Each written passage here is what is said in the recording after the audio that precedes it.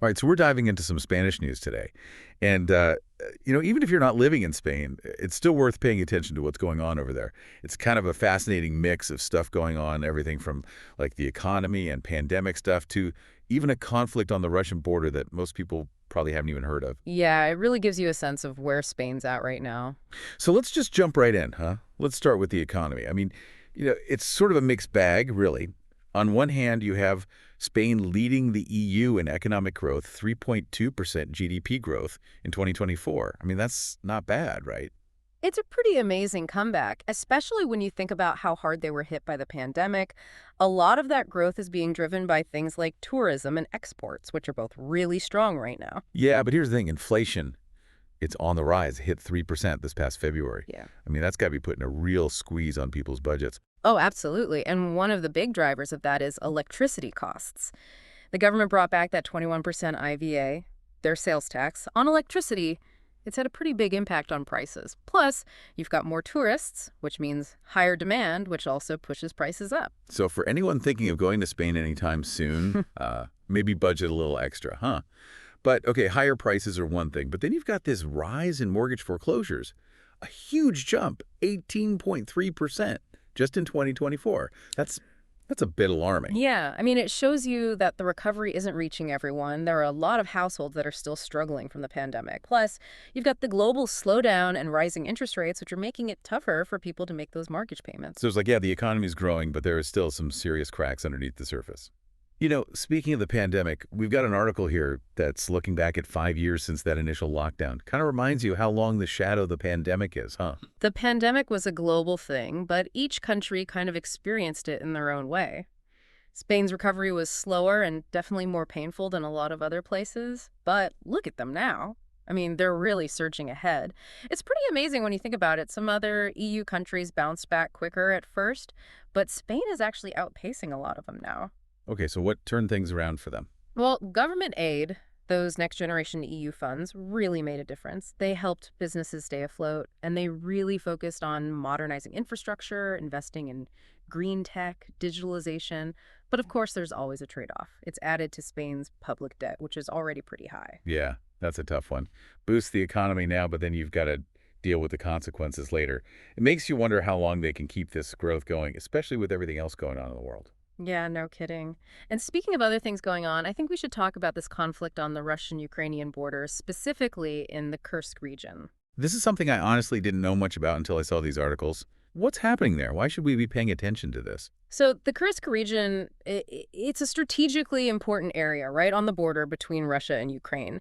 And back in 2024, Ukrainian troops actually managed to take control of part of it. Now, Russia's trying to take it back, and they're not messing around. What do you mean? I mean, they've already retaken like 29 settlements just this past week. And there are even reports of North Korean troops fighting alongside the Russians, which just adds a whole other level of complexity to the situation. And on top of that, the Ukrainian general in charge of that whole operation, he was just dismissed. So clearly things are not going well for Ukraine. Wow, I had no idea how intense things were over there.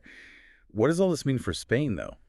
Well, it puts them in a tricky spot. I mean, like a lot of European countries, they want to support Ukraine, but they also don't want to provoke Russia. It's a delicate balance. And what happens in Kursk, I mean, that could have a huge impact on the war in general and on any future peace talks. It's a big deal. It really does feel like this little conflict is like a tiny window into all these big global tensions that are going on. Exactly. And for Spain, it just adds another layer of uncertainty to an already complicated situation. It's kind of crazy to think about all this stuff we've been talking about and how it might affect someone who's just trying to plan a trip to Spain, or even someone who's just curious about what it's like over there right now. Right. Like we talked about inflation in general. But one of these articles actually breaks it down, how it's hitting people's wallets when it comes to things like hotels, restaurants, even transportation, all the things tourists are going to be dealing with. Yeah, and the crazy thing is, tourism itself is actually part of the problem. More tourists means more demand, which drives prices up even more, especially in those popular spots. It's a tough spot for Spain to be in. They need tourism to help the economy, but then all those tourists end up making things more expensive for everyone, Well, including the people who live there. it's a tough balance for sure. And it's not just the big stuff either. This article even talks about how much the price of fruit has gone up. So even that fruit basket they give you in your hotel room, watch out, huh? But yeah, it's a good reminder that inflation hits everything, even something as basic as a piece of fruit. It's like a real-life example of how these global economic trends we talk about actually affect people in their daily lives. Okay, before we go too far, I want to go back to something we talked about before, Spain's economic recovery. We mentioned the government aid, but this other article, it talks about how Spanish businesses themselves, they really adapted and innovated to survive the pandemic. It was a period of like forced evolution. They had to figure out how to reach customers in new ways, how to streamline things, how to go digital just to stay alive. It's kind of cool to see how sometimes, when you're forced to change, you end up with some really innovative ideas. Yeah, for sure. And the crazy thing is, all that change actually ended up having some positive long-term effects. It led to more entrepreneurs, and it made the whole business scene more dynamic, more resilient. Their tech sector, especially, it's seen some really impressive growth. So even with all the struggles, there's this like undercurrent of creativity and resilience in Spain. It really speaks to the spirit of the Spanish people. I mean, they've gone through some tough times, but they haven't just survived, they've actually thrived. All right, let's zoom out for a second and look at the big picture. We've talked about Spain's economy, the pandemic hangover, that conflict on the Russian border. It really feels like what's happening in Spain is like a reflection of what's going on in the rest of the world right now. I totally agree. Like, Spain's dealing with inflation, but that's happening everywhere, right? Energy prices, food prices, they're going up all over the globe. Yeah. Everyone's feeling the pinch. And the way Spain's dealt with the economic fallout of the pandemic, I mean, that's going to be valuable for other countries that are going through the same thing. Oh, absolutely. The pandemic really pushed things forward when it comes to digitalization, and it showed how important those social safety nets are. Those are lessons that apply everywhere, not just in Spain. And then you have that conflict in Kursk. It's like this reminder that there's all this geopolitical tension simmering below the surface everywhere you look. And then you throw North Korea into the mix, and it just gets even more complicated and volatile. I mean, the possibility of that conflict getting bigger, spreading to other areas, that's a real worry. It could completely change the geopolitical map, not just in Europe, but everywhere. I mean, it really feels like Spain's at a crossroads, Yeah. trying to keep this economic momentum going while all this crazy stuff's happening around the world. Makes you wonder what the future holds for them. It's a huge moment for Spain, for sure. Like, if this growth keeps up, could they become a bigger player in the EU? Could they use this economic power to get more influence on the world stage? It's an interesting question to Yeah. think about. Okay, so let's play that out. Say Spain's economy keeps doing better than the rest of Europe.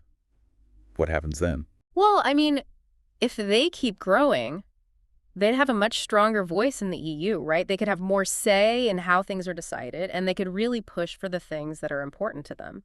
And it could even change the power dynamics within the EU. Like right now, it's mostly Germany and France calling the shots. But if Spain keeps growing, that could shift a bit. And what about globally? Could they turn that economic strength into more like international influence? It's definitely possible. I mean, even now you see Spain getting more involved in things, especially in Latin America and Africa.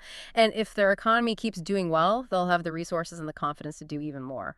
They could become a bridge between Europe and other parts of the world, helping with trade and investment. hmm Spain is this global bridge. Yeah. That's a cool idea.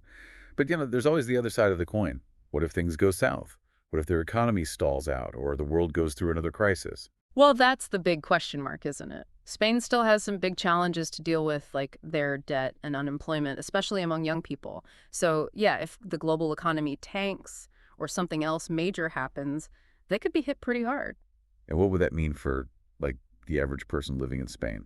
Well, when an economy struggles, it can lead to all sorts of problems, right? Social unrest, political instability. We've seen some of that already with those populist movements gaining traction. If people feel like they're not benefiting from the good times, or if they feel like the government isn't listening to them, things can get pretty tense. And then there's that whole situation in Kursk, which is still up in the air. Mm. How do you see that playing out, and what could it mean for Spain? Honestly, Kursk is a wild card. If things escalate there, or if it spreads to other areas, it could have a domino effect across Europe. Spain might have to ramp up its military spending, or they could see a wave of refugees coming in. And of course, any disruption to energy coming from Russia, that would be a huge blow to their economy. Yeah, that's a lot to think about. So, as we wrap up our little deep dives into Spanish news, what's the one big takeaway you want people to remember? I think the main thing is that Spain is like a little snapshot of the world right now. They're dealing with a lot of the same stuff everyone else is. The economic uncertainty, the social divisions, the geopolitical craziness. So, by looking at what's happening in Spain, you can actually learn a lot about the bigger forces shaping our world. It's like their story is a reminder that we're all connected, Yeah. and what happens in one place can ripple out and affect everyone else. Exactly. And the thing is, their story isn't over yet. It'll be interesting to see how they handle all this in the years to come. Well, that's all the time we have for today. We hope you found this deep dive insightful and maybe got you thinking about some of these bigger issues. Until next time, keep exploring the world and keep asking questions.